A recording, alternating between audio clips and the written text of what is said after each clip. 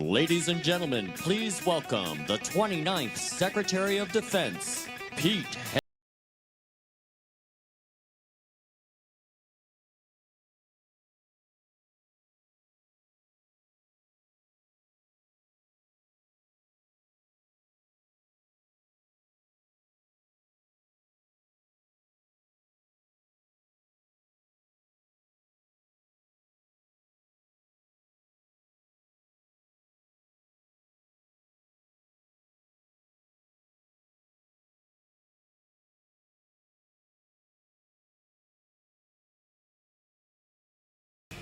Well, good afternoon, Fort Bragg. It is Fort Bragg, isn't it? Let me tell you, what a privilege it was to be just a few miles away from here, watching a sheer demonstration of military power from the All-Americans.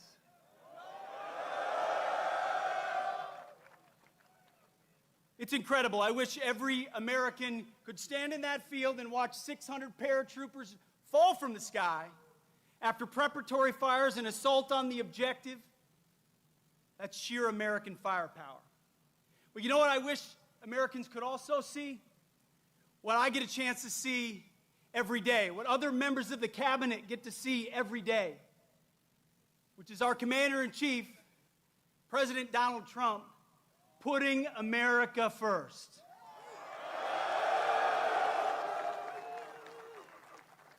It doesn't matter the situation, whether he's meeting with foreign leaders, we're meeting in the Oval Office, or he's talking to soldiers. He's the same leader we know and love. He's laser focused on America first, on peace through strength, and on supporting our American warfighters and vets.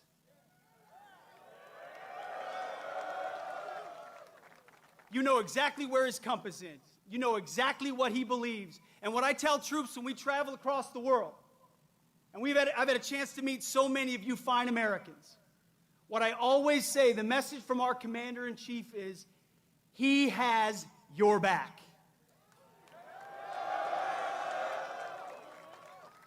That matters. Let me tell you, I've been, not that long ago, in shoes and boots similar to yours. And when I was going on a mission, or I was about to take part in something that was uncertain, involved complications, the fog of war, all I wanted to know was that my company commander, battalion commander, brigade commander, division commander, and my commander-in-chief had my back when I had to do difficult things on behalf of the nation, where politicians in air-conditioned offices don't understand, and they want to second-guess. President Donald J. Trump has your back.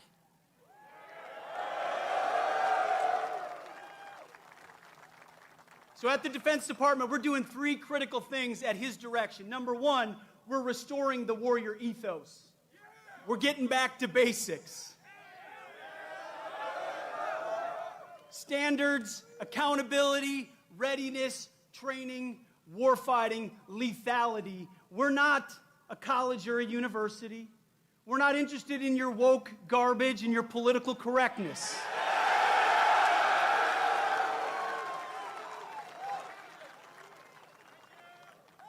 We're warfighters who close with and destroy the enemy on behalf of our nation when we come home to those we love, because we don't fight because we hate what's in front of us. We fight because we love what's behind us. That's what makes the American soldier different. So we're restoring the warrior ethos back to basics. We're also rebuilding our military. We'll have the first $1 trillion budget. You will have the best equipment in your hands to stare down the enemy. From multi-billion-dollar platforms to the best rifles to the best equipment to hypersonics and drones and fighters and jets, ships and carriers. Everything you need, President Trump will make sure you have. We're rebuilding the military after 4 years of deferred maintenance.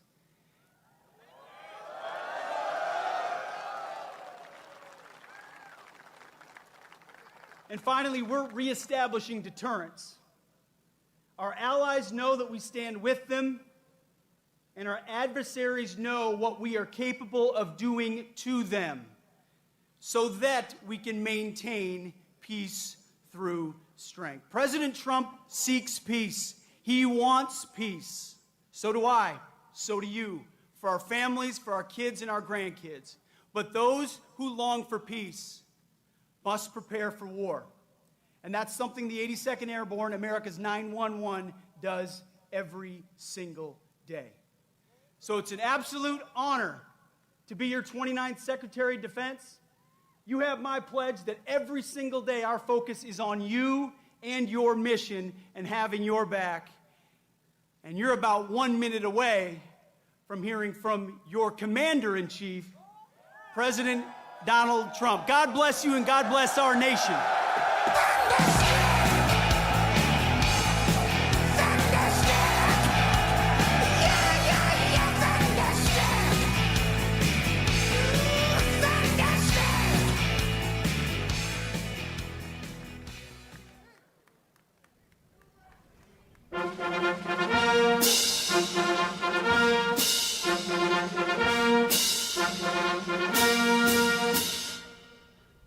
Ladies and gentlemen, please welcome your Commander-in-Chief, the 45th and 47th President of the United States, President Donald J. Trump.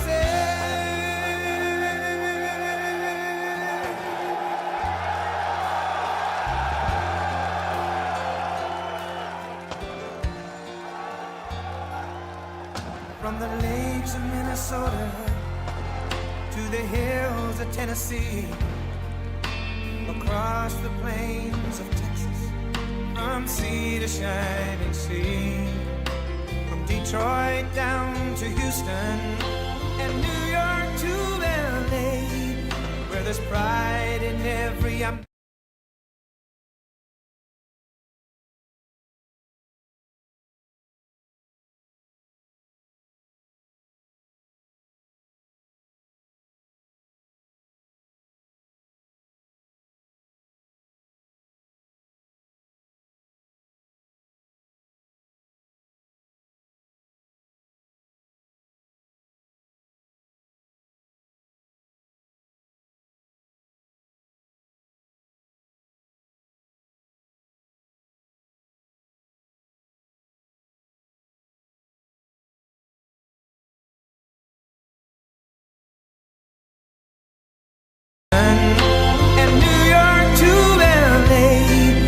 There's pride in every American heart, and it's time we stand and say that I'm proud to be an American, where at least I know I'm free.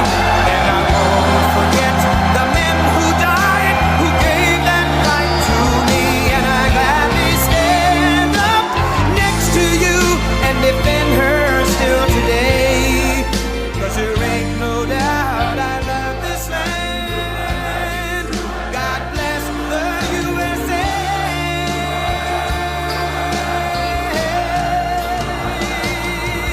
And I'm proud to be an American, where at least I know I'm free.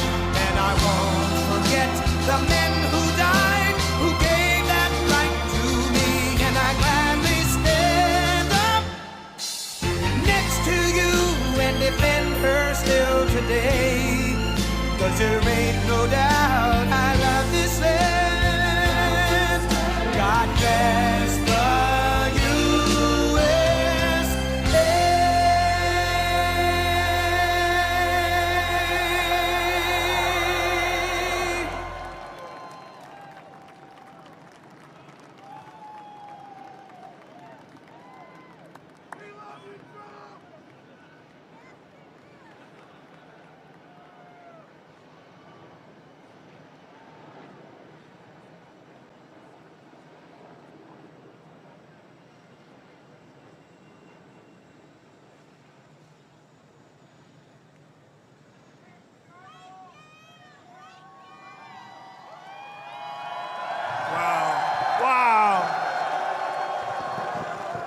Wow, that's a beautiful sight, and it's a beautiful sight to be with you in a place called Fort Bragg.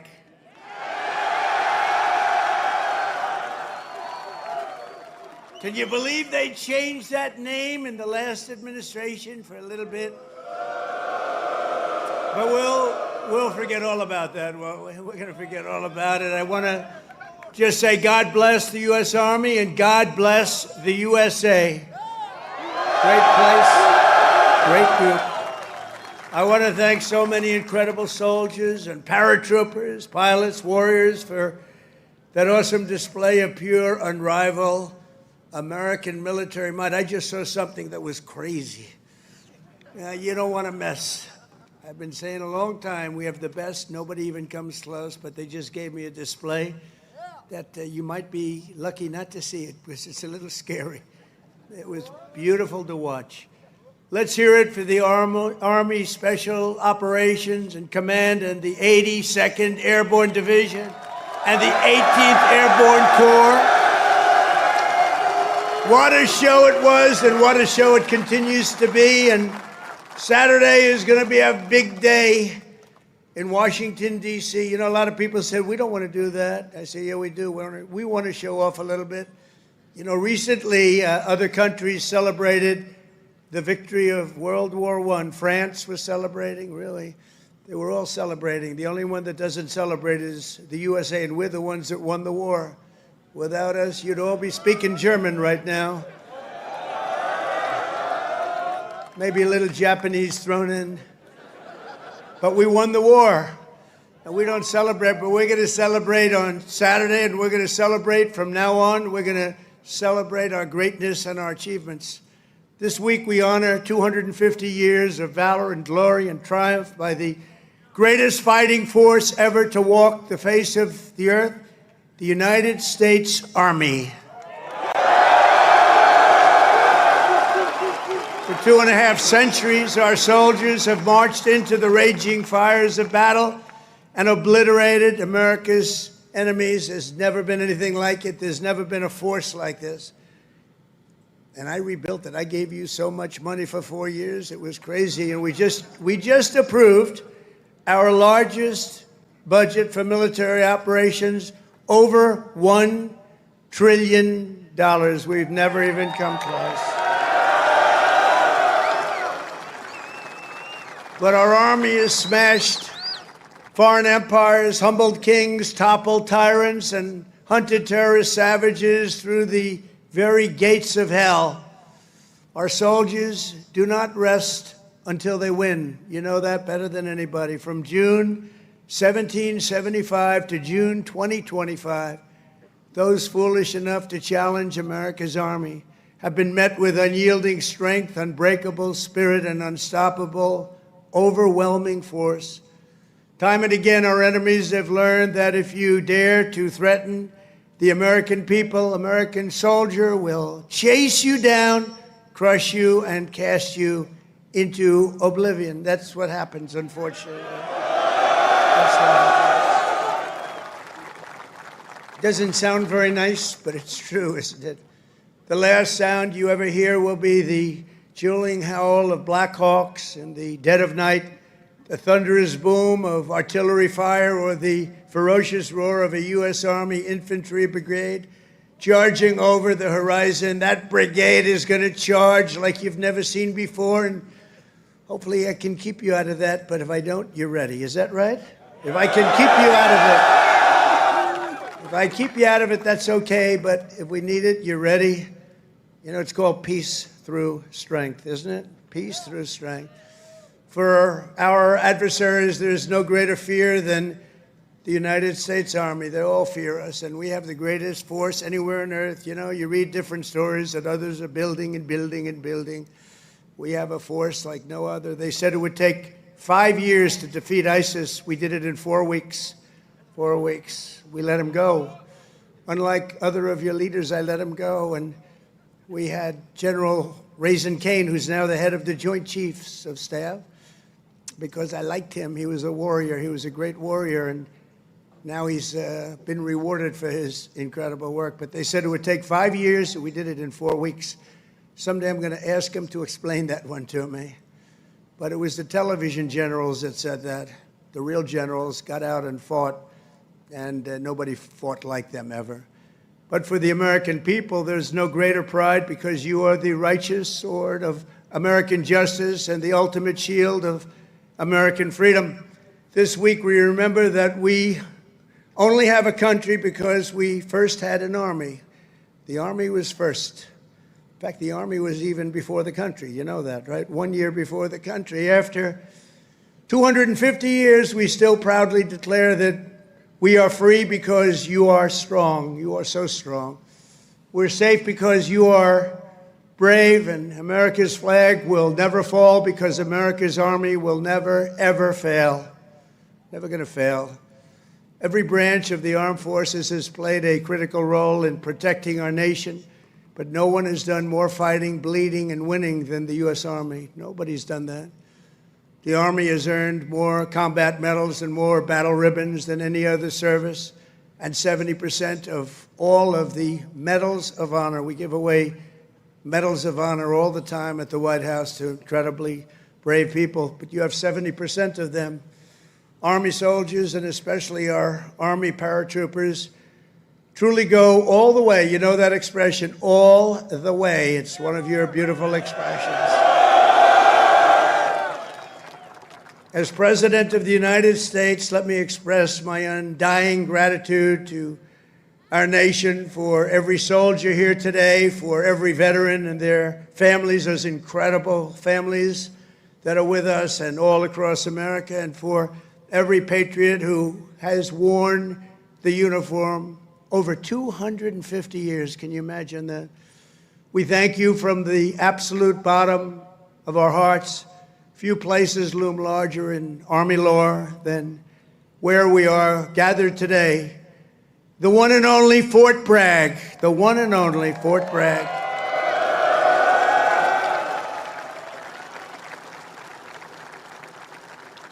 But remember, it was only that little brief moment that it wasn't called Fort Bragg. It was by the Biden administration, not Trump. I had nothing to do with it. We got it changed. We said, I came here numerous times, and everybody, they kept saying Fort Bragg, Fort Bragg. I said, it's not the name, but then I was making a speech. I said, what do you think I should call this place? Call it Fort Bragg. I said, Fort Bragg, how you doing? We won a lot of battles from this place, and that's the way it is. It wasn't even close. When Pete and some of the generals came to see me, I said, not even close, not even close. This is the home of the Green Berets, the Sky Dragons, and the all-American 82nd Airborne. We know what 82nd Airborne Division.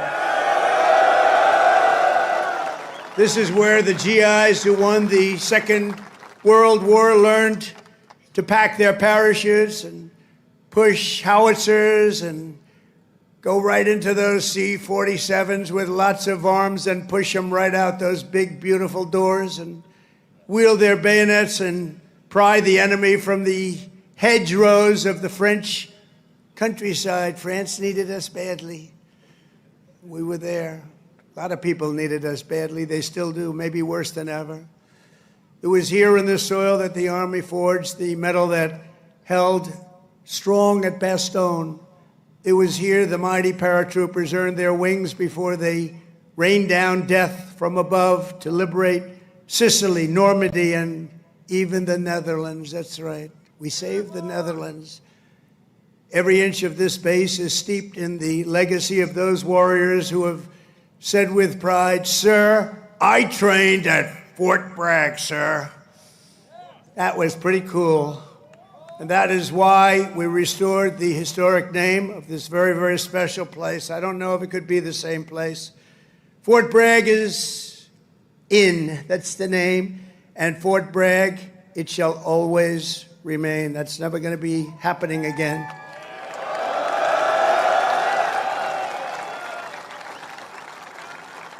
And for a little news for the fake news back there, the fake news. Ladies and gentlemen, look at them. Look at them all. Oh, what I have to put up with. Fake news. what I have to put up with. But they're all right. They've been very nice today. They were impressed with that display, I can tell you that. I think it took them a little by surprise. But for a little breaking news, we are also going to be restoring the names to Fort Pickett, Fort Hood, Fort Gordon, Fort Rucker, Fort Polk, Fort A.P. Hill, and Fort Robert E. Lee. We won a lot of battles out of those forts. It's no time to change. And I'm superstitious. You know, I like to keep it going, right? I'm very superstitious. We want to keep it going. So that's a big story. We just announced that today to you for the first time. They said, why didn't you wait till Saturday? I said, I can't wait. I got to talk to my friends here today. This is a record crowd. You know, you never had a crowd this big. That's an honor. You think this crowd would have showed up for Biden? I don't think so. I don't think so. I don't think so. Maybe I'm wrong. Maybe I'm wrong. I want to thank so many great leaders here today, including Secretary of Defense Pete Hegseth, who's been great. By the way, Pete, thank you. Great. And he went through the wars, you know? Pete went through the wars. He had to get through a very hostile group of people that I think really don't want to see America be great again, maybe, or something, but he persevered and he got there and he's doing a fantastic job. Great job, Pete. Thank you very much. Secretary of Veterans Affairs, Doug Collins, a fantastic man. Thank you, Doug. You're doing a great job. Doing a great, great job. Way, way up from the last administration, Veterans Administration. It's way up. You saw the recent poll. The people are happy. They weren't happy a couple of years ago. They were really happy 5 years ago.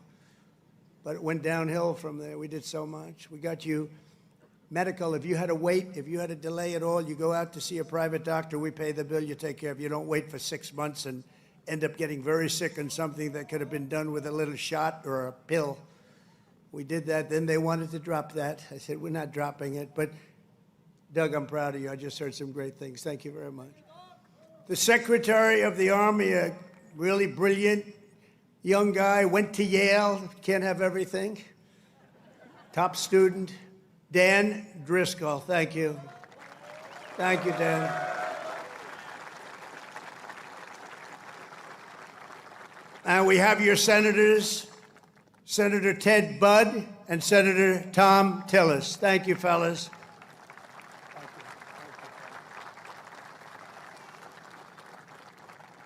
Congressman Richard Hudson, Pat Harrigan. Where's Pat? Pat? Good, Pat. You're doing great. You guys are amazing. And we have the big brass, General Andrew Pappas. General, thank you. Thank you, General. Doing a great job. General John Braja. John, thank you. Great job. Thank you for today, John. General Greg Anderson. Thank you. Thank you, Greg. Thank you. Sergeant Major of the Army, Michael Weimer. And before going further, I want to say a few words about the situation in Los Angeles, California. Have you heard of the place? Where I've deployed thousands of National Guard troops and hundreds of Marines to protect federal law enforcement from the attacks of a vicious and violent mob. And some of the radical left, they say, oh, that's not nice. Well, if we didn't do it, there wouldn't be a Los Angeles. It'd be burning today, just like their houses were burning a number of months ago. Generations of Army heroes did not shed their blood on distant shores only to watch our country be destroyed by invasion and third world lawlessness here at home, like is happening in California. As Commander-in-Chief, I will not let that happen. It's never going to happen. What you're witnessing in California is a full-blown assault on peace, on public order, and on national sovereignty carried out by rioters bearing foreign flags with the aim of continuing a foreign invasion of our country. We're not going to let that happen.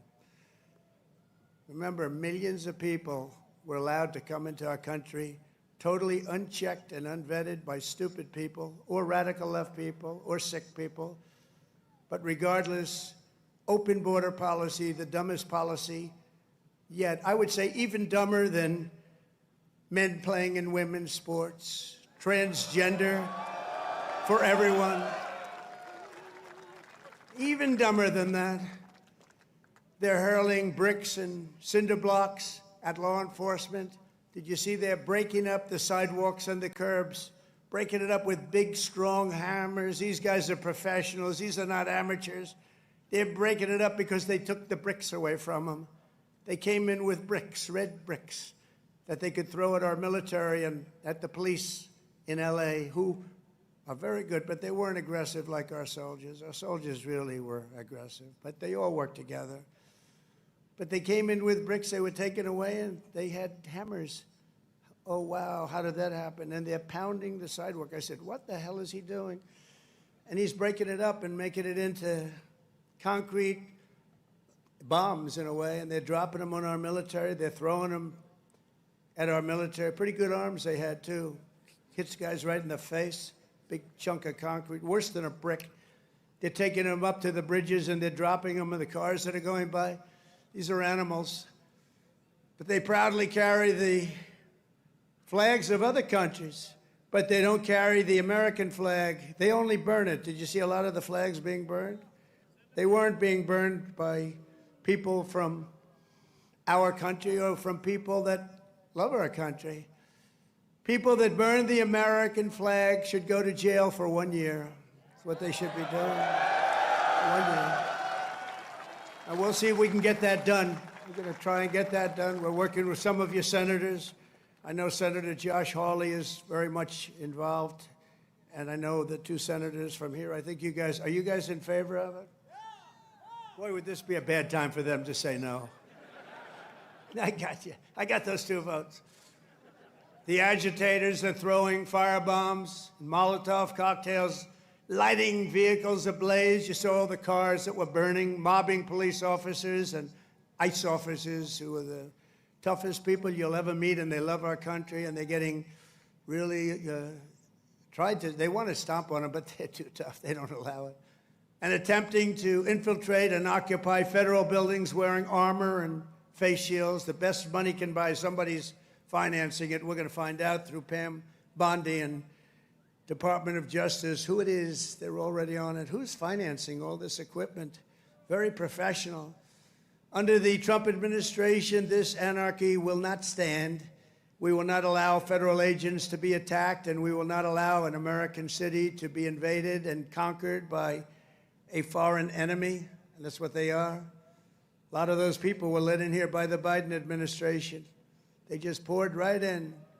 They came from prisons, they came from jails from all over the world. They came from mental institutions. They were the leaders of gangs. They were drug lords allowed to come into our country. Their countries threw them out. Their countries would bus them or drive them right to our border and say, go in there, you ever come back, we're going to kill you. And we got them, and we're getting them out of here. I want to applaud the courage and the strength of the incredible troops who are right now standing guard to protect federal property and personnel and uphold the supremacy of federal law. That's what they're doing. They're protecting our ICE agents. They're protecting the police in Los Angeles. The head of the police in Los Angeles, a good man, I hear a good man, but he was actually saying we really did need this help. It had gotten away from them. It had long gotten away. And we gave it to them. Not only are these service members defending the honest citizens of California, they're also defending our republic itself.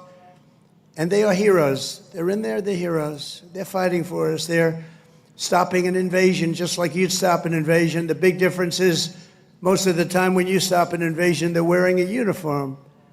In many ways, it's tougher when they're not wearing a uniform because you don't know exactly who they are. In Los Angeles, the governor of California, the mayor of Los Angeles,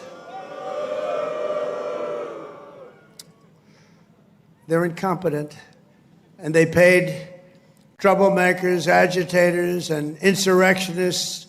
They're engaged in this willful attempt to nullify federal law and aid the occupation of the city by criminal invaders. That's what it is. They're invaders, no different. Their position is that the rioting will not stop unless ICE withdraws from Los Angeles and ceases the enforcement of federal immigration law. In other words, they came in here illegally. Many of them came out of prisons and jails, the most heinous people. They came from all over the world. They came from the Congo in Africa. They came from Asia. They came from the prisons of these places. They were put into the United States and allowed to stay here because we had a grossly, grossly unfit president who listened to whoever was operating the auto pen. And they allowed these people to stay. And by the way, I've known this guy for a long time. He was never the sharpest bulb. But you know what he was? He wasn't a radical left lunatic. He never dreamt about open borders. He never said that when he was of sound mind, which actually was a very long time ago. So sad what they've done to our country.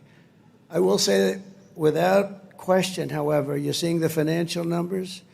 We've now got the hottest country anywhere in the world.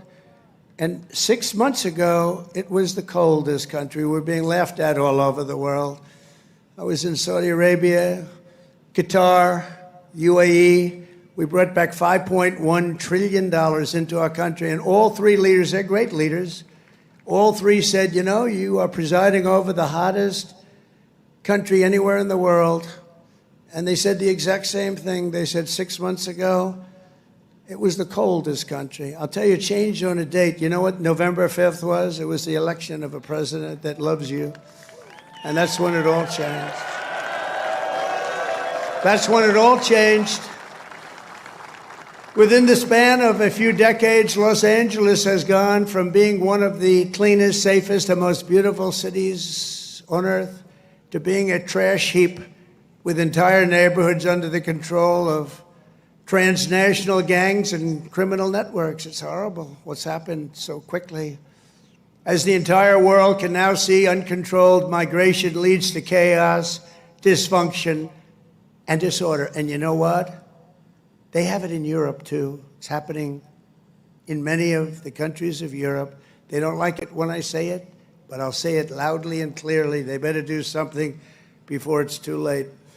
Very simply, we will liberate Los Angeles and make it free, clean, and safe again. It's happening very quickly. The one big, beautiful bill, you've heard about it. We call it the one big, I was on one of the television shows, I think Deface the Nation. Ladies and gentlemen, Deface the Nation. It's actually called Face the Nation for those of you that are smart enough not to know, because you're better off not knowing. But I was on one of the shows, and I said, we got to get a great bill. They said, would you like it to be one bill, or would you like it to be 7 or 8 bills? They said, I want one big, beautiful bill. And the Republican Party liked that statement. They call it one big, beautiful bill, so that's good. And that's what it is. It's great. And it's currently before Congress. It provides all necessary funding for ICE, for Border Patrol, and for the Department of Defense. And I told you at a level that we've never had before, over $1 trillion. We better get that bill approved. Otherwise, your helicopters and your planes and your equipment's going to start to look a little bit old, General. You better push your favorite congressman. You better push these 2 senators. I think they're in good shape, however. But we got to get it approved. And those congressmen by you are all 100%. I don't even have to talk to them. They've been so great. So I want to sign this into law immediately. And with the signing, so many great things will happen to our country. No tax on tips. Think of that. No tax, seniors, on Social Security. No tax on overtime. They're going to pay for themselves.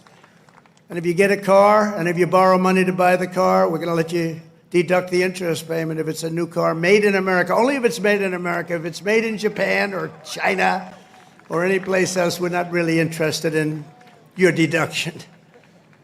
I was elected winning all 7 swing states, the popular vote by millions and millions of votes in all counties throughout America by 2,750 to 525. That's what I call a big number. But this is a mandate from the people to restore the sovereign borders of the United States, and that is exactly what we're doing. Not only the borders the financial institutions, and our country itself, we will not be deterred, and the mob in Los Angeles or anyone else, anywhere else, will not succeed. They don't even have a little chance. And I will be calling you early as I see this happening because, you know, in theory, I guess you could say a governor could call, but they don't call. They let their city burn, like in Minneapolis with this guy who ran for vice president against J.D. That was a good debate, J.D. against this guy. Remember how bad he was? That was one of the, I said, J.D., there's never been a man like you're competing against. This is the worst. I think he's running for president, too. Can you believe it?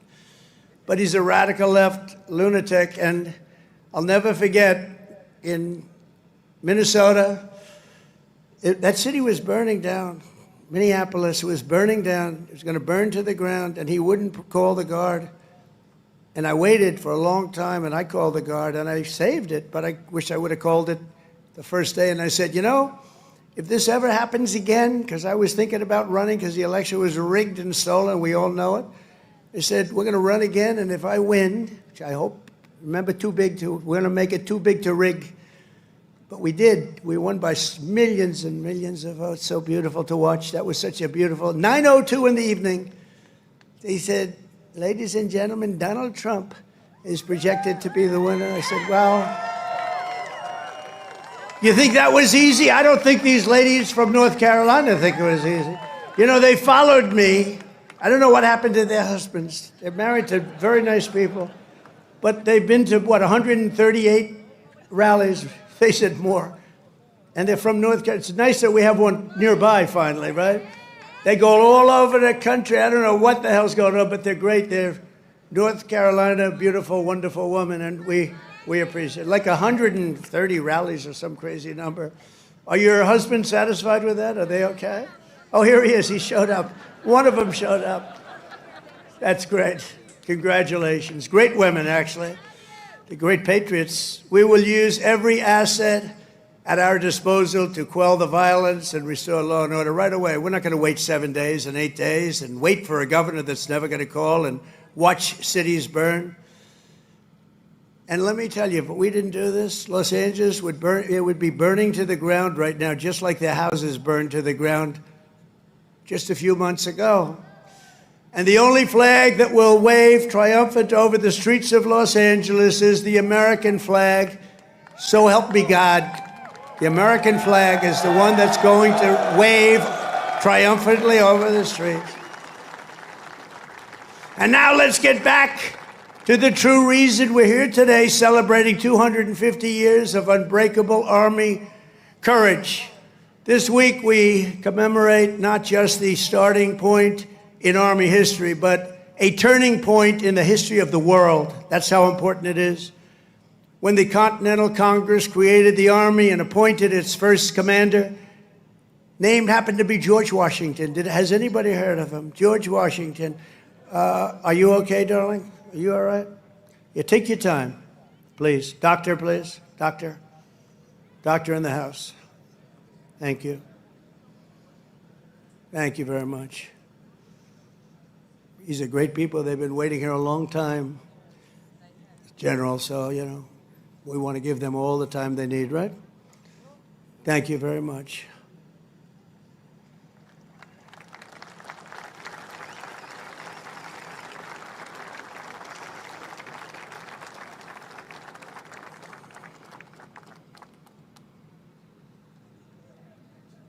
Greatest people in the world. They are amazing. Amazing.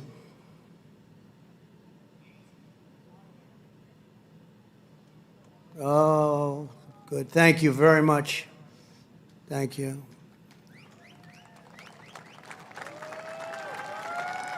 Okay, honey. Thank you. Beautiful young person. Beautiful young person. We have a lot of young people. You know, they have. We won young people, old people, and everything in between. It's sort of nice. Remember, they used to say, but Trump doesn't have the young people. We won everything. Thank you very much, Doctor. Great job. When the Continental Congress created the Army and appointed its first commander, General George Washington, they sent the fierce spirit of a free nation into battle under a rallying cry that echoes to this day. Give me liberty or give me death. Have you heard of it? Quite a beautiful statement. Think of what that means. Give me liberty or give me death. I know exactly what that means. Just 3 days after the birth of the Army, the great patriot, founding father, Dr. Joseph Warren, was on the front lines as a soldiers stood totally outnumbered and outgunned at Bunker Hill. They had a group of soldiers against them that was supposed to be, in that day, unbeatable.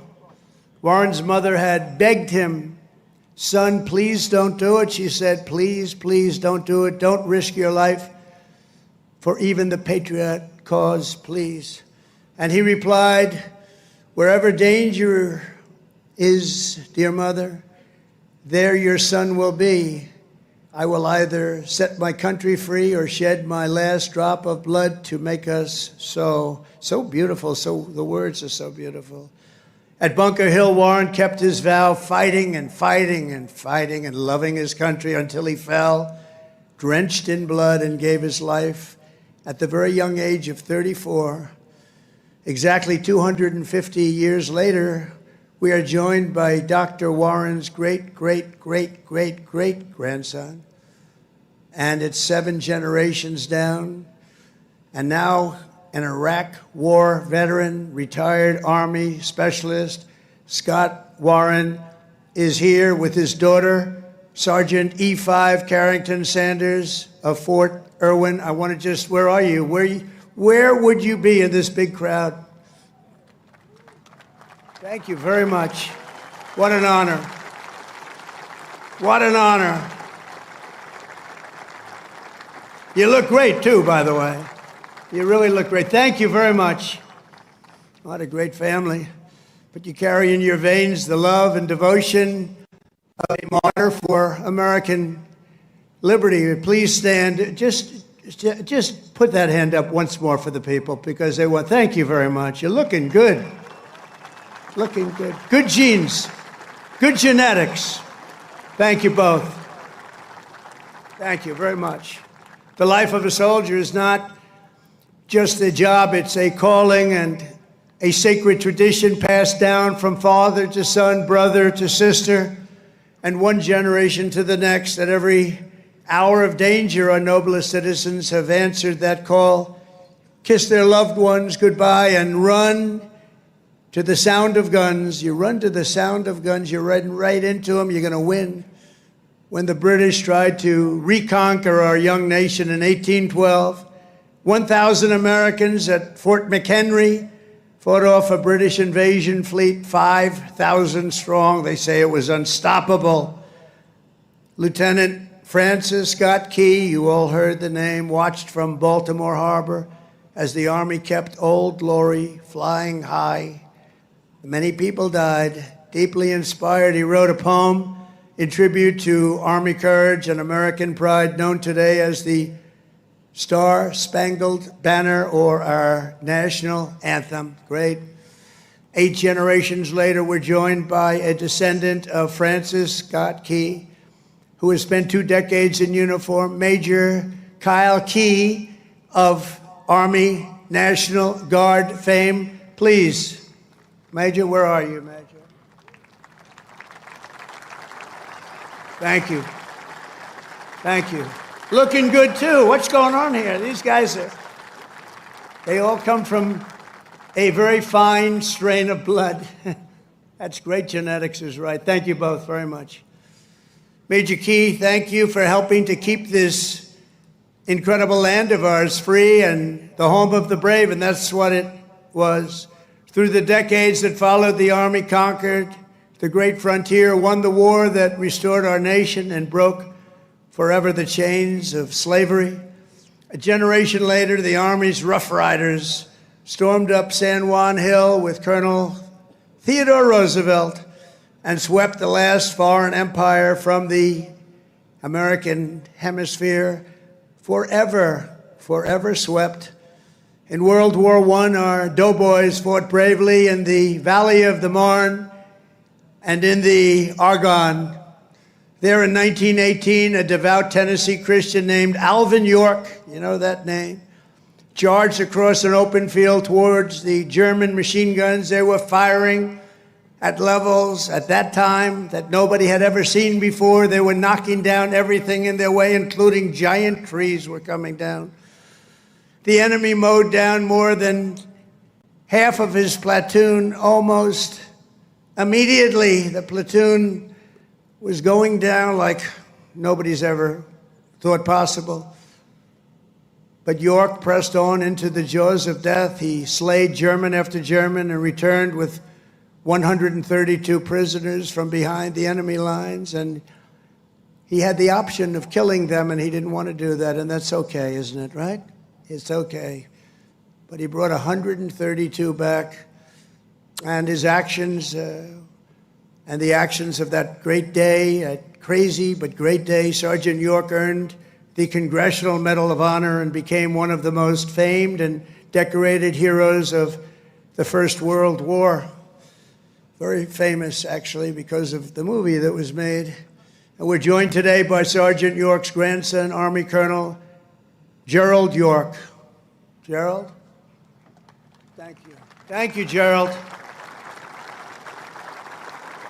Thank you very much. It's great, great honor to have you. Thank you, Gerald.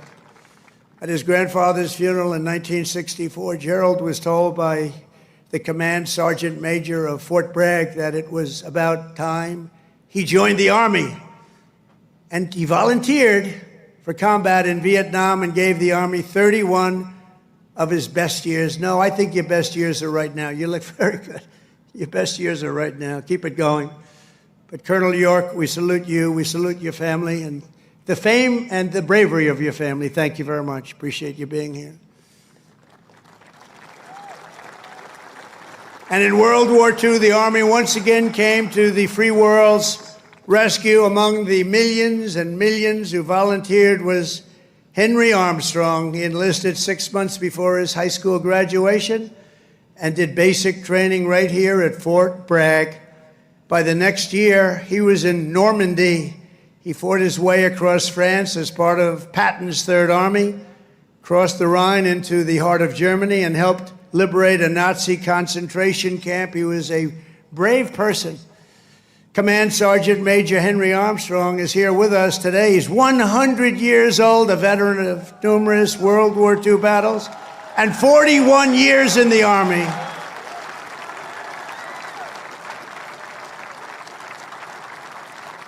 Thank you. Wow. These are great, amazing people. Thank you very much. Great. Thank you very much. He's joined by his grandson, Army Major Dennis Armstrong. Dennis, I assume that's you, right? Thank you, Dennis. And Dennis's wife, Captain Shelley Armstrong. They love the military, and they love our country. Thank you very much. Shelley, thank you very much. Appreciate it. And their son, Tanner. Where's Tanner? Let me see. Oh, he looks good, too. They all look good. Tanner might look the best, actually. Thank you very much. Who's an active duty staff sergeant in the 82nd Airborne right here in Fort Bragg. He could right now run for office, I think. He's very popular. In Korea, our warriors held the front line in the battle against communism and liberated millions and millions into the light of freedom. To Vietnam, we sent some of the toughest men who ever wore Army boots and olive drab. One of them was Joe Marm of Pennsylvania. He was 23 years old when his platoon was ordered to rescue soldiers surrounded by the enemy in the Battle of Ya Drang. Lieutenant Marm charged into heavy fire, killing 4 enemy soldiers in the brush before sprinting across 40 yards of open field. His teammates could not believe he was doing it, actually, they said. He then tossed a grenade that killed 8 Viet Cong gunners, plunged into the trenches and killed still more before being shot in the jaw, badly in the jaw. He successfully cleared the way for his men to save their stranded comrades and, frankly, for his men to save their own lives. He was unbelievable. For his exceptional bravery, Lieutenant Marm received the Congressional Medal of Honor and retired as an Army colonel after 30 years of service. Colonel Marm is here today with his two sons, Will and Walter, both Army Rangers. What a great family legacy. Please stand up.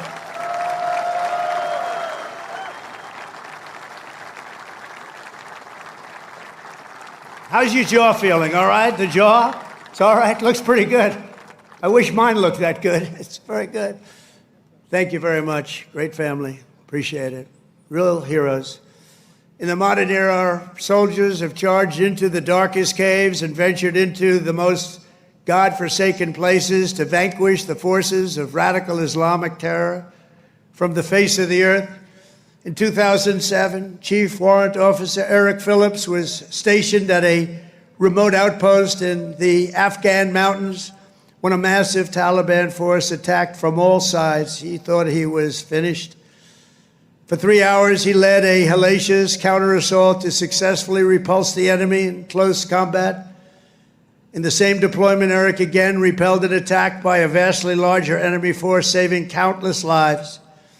For his spectacular gallantry, Chief Phillips earned the Distinguished Service Cross and the Silver Star, becoming among the most highly decorated warriors of any branch in the war on terror. Actually, he is the most decorated, and it's not even that close. Many, many battles, many, many medals. And he's with us today, Chief Phillips. You did us all proud. Please stand up, Chief Phillips. Thank you. Thank you very much. Thank you. You are Army strong. Thank you very much, Chief. From the American Revolution until today, the story of the Army is the tale of an unbroken chain of American patriots who gave all they had for this country. It is the saga of epic men like Washington and Jackson, Grant and Custer, Pershing and Eisenhower, Patton and MacArthur, Wild Bill Donovan, and the great General William Yarborough, father of the Green Berets. You know that, the Green Berets? You know that? William Yarborough. It's the story of fabled units like the Old Guard, the Iron Brigade, the Big Red One, the Buffalo Soldiers, the Harlem Hellfighters, the Tuskegee Airmen, the Screaming Eagles, and George Patton's Hell on Wheels. They called it Hell on Wheels. When he was after you, it was not good. The weapons of war have changed with every generation, but the unflinching loyalty of the American soldier has always remained the same. The Army has always stayed true to its motto, "This we'll defend." You know that. This we'll defend. Army warriors who have laid down their lives for America rest by the thousands in the sacred soil of Arlington and Gettysburg, Anzio and Manila, and to far-off places known only to God. We owe everything to them. Today we renew our devotion to the cause of liberty for which they so selflessly lived and fought and so bravely died. There could be no greater tribute to their memory than to prepare the Army to dominate America's enemies for the next 250 years and more than that. That's why under the Trump administration, we're focused on restoring the spirit of the U.S. Armed Forces. No soldier ever volunteered for the Army to be lectured about transgender diversity or inclusion. You don't want to hear that. Transgender for everybody. We don't do that. America's patriots joined the Army to kick down doors, storm beaches, kill terrorists, and win America's wars. That's what we want. And that's what you want.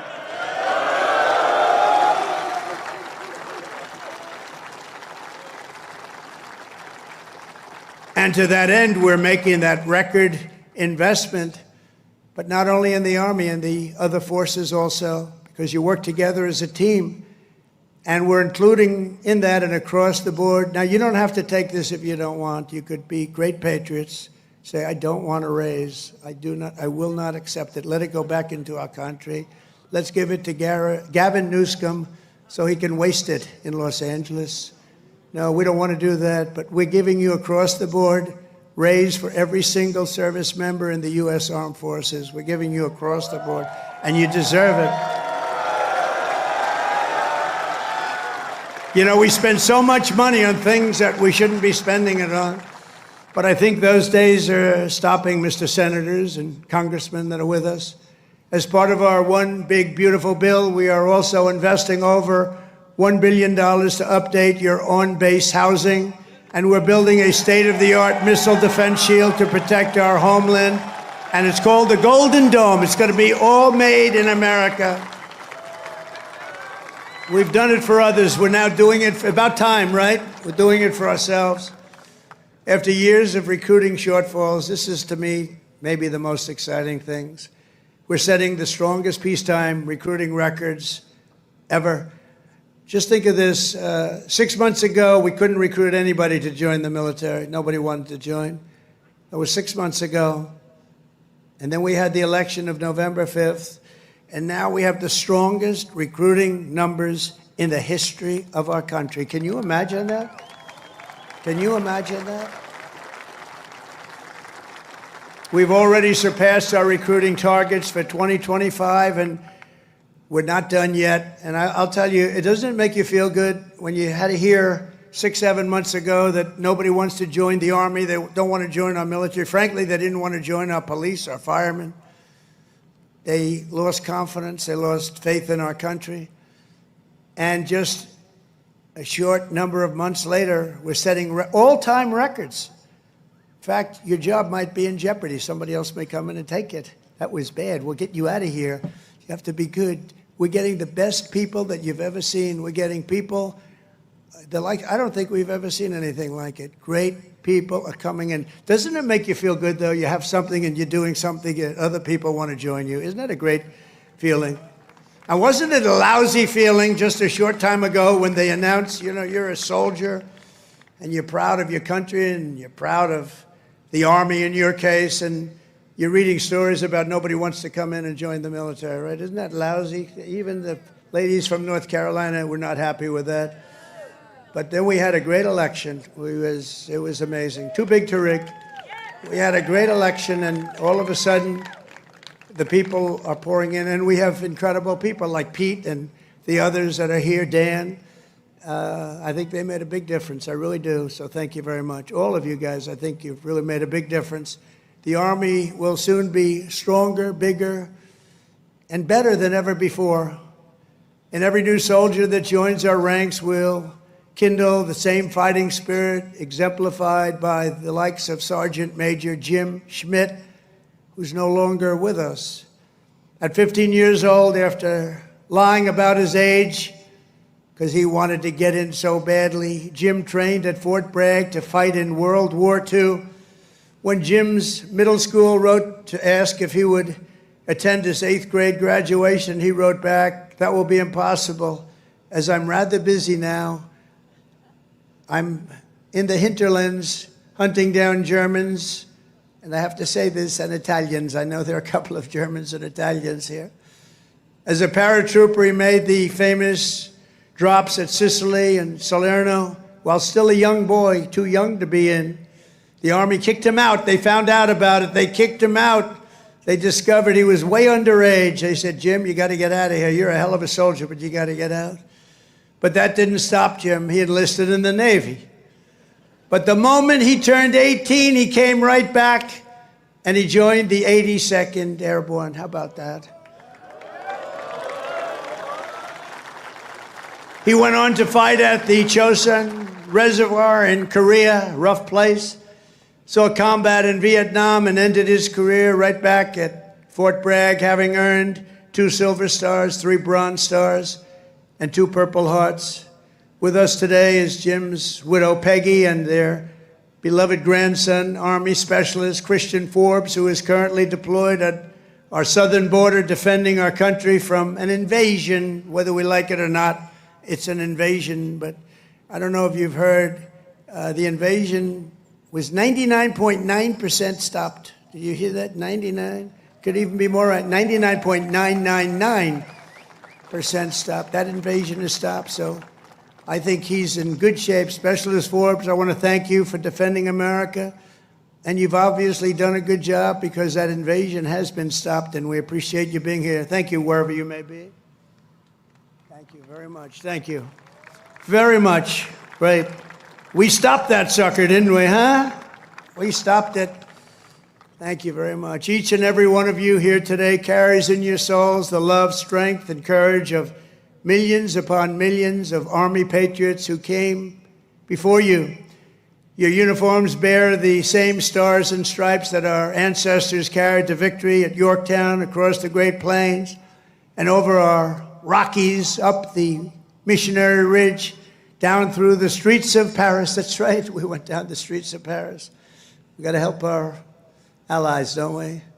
Across the sands of North Africa and onto the shores of Omaha Beach, into the blood-soaked hills of Korea. And it was a West Point graduate named Buzz Aldrin who first planted our great American flag on the face of the moon. We know that. Now it's your turn to carry that flag forward and to add your own daring deeds into this chronicle of triumph and legends. Now it's your duty to shield the flame of freedom that was first lit 250 years ago by the heroes of Concord Bridge and Bunker Hill. Standing before you today, I am more confident than ever that in the days ahead and every generation to come, the U.S. Army will heap glory upon glory upon glory upon us all. You will protect every inch of U.S. soil, and you will defend America to the ends of the earth. Wherever danger is, there the U.S. Army will be. Another beautiful phrase.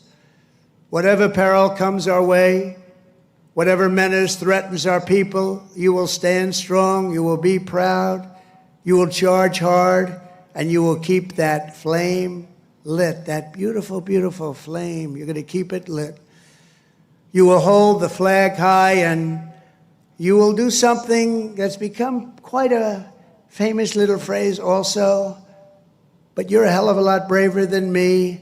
You will fight, fight, fight, and you will win, win, win. Thank you. God bless you. God bless our soldiers, and God bless the U.S. Army. Thank you very much. Thank you, everybody.